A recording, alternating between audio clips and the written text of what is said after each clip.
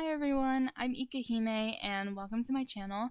The holiday season is right around the corner, which means that you're probably being bombarded with questions about what you want for the holidays, just as you're thinking about asking other people what they want for the holidays. I know I've been asked several times already, and I've even been asked by people looking for advice and tips on what to get their artist friends and family members for the holidays as well. Shopping for artists can be very hard, especially if you're an outsider and know nothing about the art world or supply differences, so I made this top 10 list to really help you guys out. So let's get started. Number 1 makes the list at this spot because it is the most important fallback. If you really can't think of anything to get, this is always a good go-to, and that is pencils, pencil lead, and erasers. Now, most artists use mechanical pencils for convenience, which means that pencil lead is a super great gift. Now, do keep in mind that pencil lead comes in different sizes, so there's like 0.5, 0.7, 0.9, so you really have to pay attention to the type of pencil lead that the pencil takes. If you are unsure, I would just recommend getting another mechanical pencil. If your artist is not a fan of mechanical pencils and likes traditional pencils like Dixon, Ticonderoga, and etc. like that, you can also buy them a pack of those and maybe a pencil sharpener to go with it, but I definitely recommend mechanical pencils if your artist is just starting out and would like to advance in art, because mechanical pencils give a good, precise point to them and they eliminate all the sharpening that you have to do in between works. There are different quality mechanical pencils, of course, as with anything,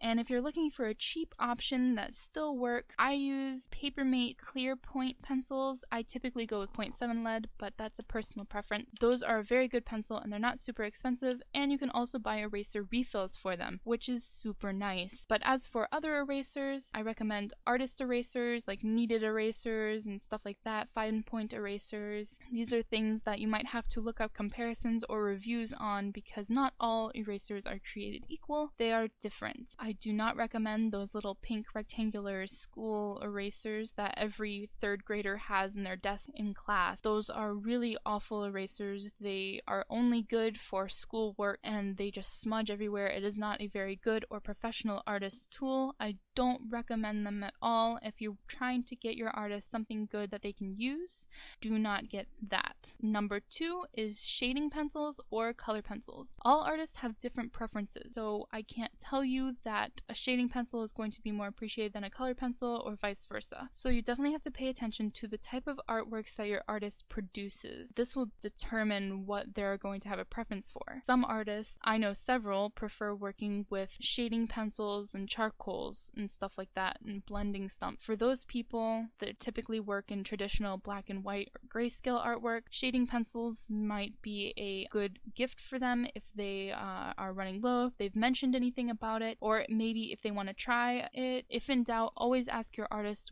if they think it's a good idea, if that's something they'd be interested in trying out, or if that's something that they need more of. I definitely recommend doing research on different shading pencils and find one that is nice quality, and it'll also give you a little insight on how the shading pencil number system actually works, which is super important. So definitely do your research on that. As for color pencils, not all color pencils are good color pencils. Crayola is probably not a very good fallback if you're trying to give your artist supplies that will help them advance in their artistic endeavor. I personally enjoy Prismacolors. I hear Faber-Castell has some very good pencils as well, so I definitely recommend those two brands. I don't recommend Artist Loft. Yes, they're cheap, but the quality is very poor, so I definitely recommend Prismacolor pencils or Faber-Castell pencils. Number 3 is going to be your special papers and canvas. Now, canvas is for your painters, your people that like working in acrylics, oils, etc. Canvas comes in different sizes, so that's really up to the preference and what you see your artist working with the most as for what size you go with. As for special papers, there are tons of different papers. Now, this also, you can get your artist a sketchbook. Sketchbooks are almost always going to be good and useful. They tend to be filled up rather quickly, especially if you're a very proficient artist that is working on art all the time. So sketchbooks are nice, but not all sketchbooks are nice. I definitely recommend recommend some Strathmore, some higher quality sketchbooks like that, something with a nice weight to the paper, nice texture. If you want to go and get some more kind of professional type paper for more finished pieces, I would recommend trying to get like a Bristol board or something like that, a smooth type paper. This also goes for like if you have a watercolor artist. Watercolor paper is always a good thing to have on hand. They have different types though. There is cold press and hot press. You're going to have to look up the differences and decide on what would be best for your artist. Your hot press is going to be a little higher quality, most likely a little more expensive, but the paper might be a bit smoother. I definitely am going to tell you not to go below 140-pound paper because you're actually dealing with water, and the less poundage the paper is, the more likely it is to become oversaturated quickly and begin to get chewed up or torn. So you definitely have to be careful about that. Read reviews, look around, shop around, ask your artist what they use and what they prefer if you are unsure, but that is definitely something that should go on your list. Number 4 is ink pens and gel pens. Now this mostly goes for people that like to work with markers or like to do completed ink works. I use markers a lot, which means that I like to have waterproof, bleed-proof, ink-proof, marker-proof pens. So I recommend Copic multiliners or Faber-Castell pens, Sakura Micron pens. These are all nice pens to have, and you definitely need to shop around and see what will work. They come in different sizes. Obviously, a lot of artists like small sizes, but some like thick, so you will definitely have to kind of pay attention to what your artist uses the most and make your decision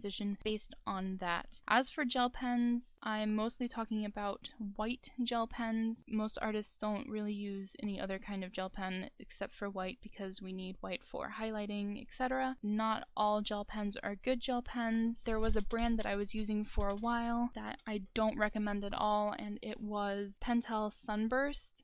They dried up really quickly. It was a white ink pen, and after you opened it, you only had about 3 uses out of it before it would dry up, so it was a pen that you definitely had to use frequently. My biggest recommendation though is Jelly Roll white gel pens. They last a long time. You can get them pretty much any craft store. They come in like a pack of 3 or something, and they're super high quality and they work really well. So I definitely recommend you shop around for those. Number 5 is going to be your markers and marker refills. Now this is most applicable to people using Copic markers, as I don't really know a lot about other marker having refills, but refills are always a nice thing to have for Copic users because it's cheaper to have a bottle of replacement ink on hand than it is to buy a whole nother marker. So that's definitely something to keep in mind. I think you should ask your artist what colors they need if you know that they use Copic markers, what colors they need the most, because one replacement refill can go quite a ways and you can get several refills off of it, so you want to get them one that they don't have or one that they maybe need or use a lot of. As for markers, they have different types of markers. Copic is one of the more expensive ones. It is very good quality though, but you can also get Prismacolors, which work similarly. I prefer Copic, but I have used Prismacolor and they have worked fine. There are also touch markers, which I have never used, but I have heard great things about, and people have done comparisons between touch markers and Copic, and the quality is very similar. So that is also a recommendation if you don't have a lot of money, because markers, especially artist markers, can be very expensive. That is definitely something to look into if you're working on a budget. A lot of water-based markers are probably not going to be super useful because they chew up paper. You really want an alcohol-based marker. So Crayola markers are pretty much out. Number 6 is going to be paint. A lot of artists use paint, whether it is for a full piece or whether it's for accents or whether it's a acrylic or watercolor type paint. Paint is a really good gift. I am a watercolor user, so I like to have watercolor paints, watercolor brushes, water brushes, stuff like that. Those are always good gifts, and then I can usually make use of them. Some artists really like acrylic, so you can buy them a bottle of acrylic paint. You can buy them acrylic paint brushes, etc. Same with oil. Pretty much just pay attention to what your artist makes art with. Ask them for sure if you don't know if it is oil or acrylic, because you don't want to get them the wrong thing, because a lot of acrylic artists aren't really into oil and vice versa. So just make sure, because you don't want to waste money on that for something you can just ask them for and get what they need. Number 7 is going to be glue and masking tape. This is pretty self-explanatory. A lot of artists use glue for a variety of reasons. Masking tape is helpful to a lot of artists that do a lot of traditional work, especially dealing with paints, Copics, etc. Because masking tape, you can tape your paper to a desk, a table, workspace, and also peel the tape off of your art and not suffer a lot of damage. So masking tape is good. It's typically the blue tape that they use for like walls and stuff when you're painting. That's always a good idea to get them.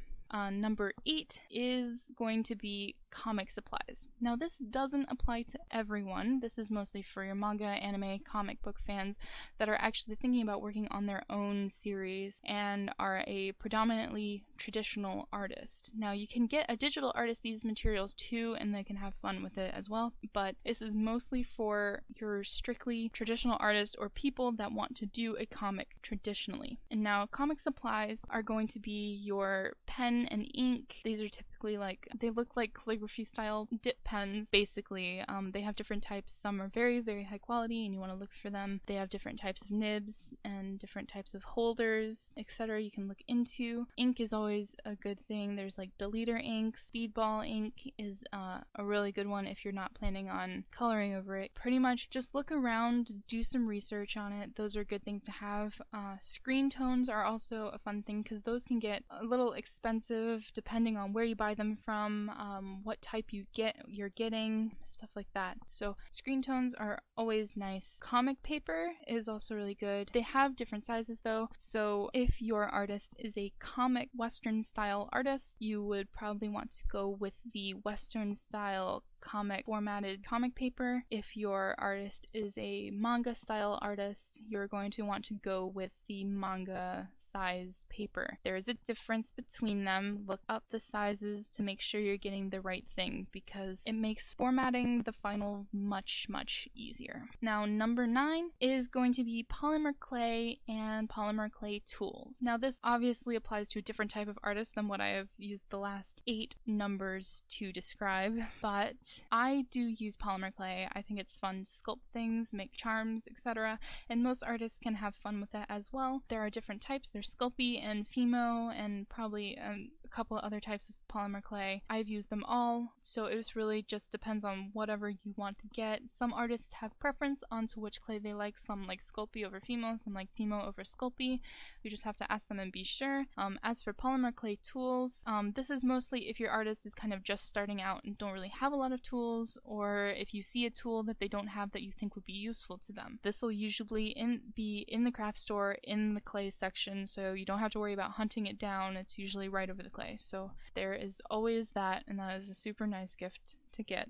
And racking up the list at number 10 is going to be the supply case. Supply cases come in handy, especially for travel, because artists like to take all of their stuff with them. Trust me, I have bags that I take with me that are just art supplies. We take everything with us because you never know when you're going to want to do something. You never know when you're going to be inspired to create art. So we need something that will help us carry it around or something that will help us organize at home. So supply cases are always a nice thing to look into. Most craft stores sell them. You can look online for cheaper prices. They have different types of supply cases. They have some that are meant strictly for storage. There are some that are meant for travel. There's just some that are meant for basic organization. It really all just depends on what your artist is looking for, if they're planning on doing any traveling. They have types that have open tops. They have types that have closed tops, zippers, fold over flaps, stuff like that. So you definitely need to look into it more to be sure you get the right thing.